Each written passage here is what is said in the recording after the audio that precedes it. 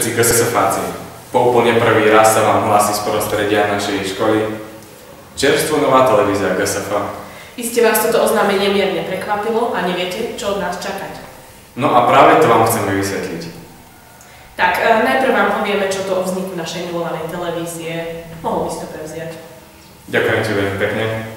Takže hlavne nejaká tá propagácia našej školy. To hej.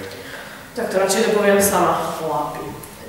Takže, ako už môj aktívny spolumoderátor spomenul, ide hlavne o propagáciu školy pre tých, ktorí uvažujú, že sem pôjdu študovať. No a pre vás tu budú záznamy z našich akcií a samozrejme pravidelné správy. Aby sme nezabudli, niekedy budeme vysielať aj krátke filmy, vytvorenými našimi študentmi. A je toho samozrejme ešte oveľa viac, ale to uvidíte sami v priebehu vysielania. No a ešte k tomu priebehu vysielania. Prinesieme vám uputavky na divadlá, ktoré pripravujú naši študenti. Každý druhý piatok budeme vysielať správy z celého týždňa a samozrejme nezabudneme spomenúť aj čo je nové v školskej rade. A mimochodom nebuďte prekvapení, ak vás naši reportéri pristavia počas akcií na krátku reportáž. To bolo zvolenie.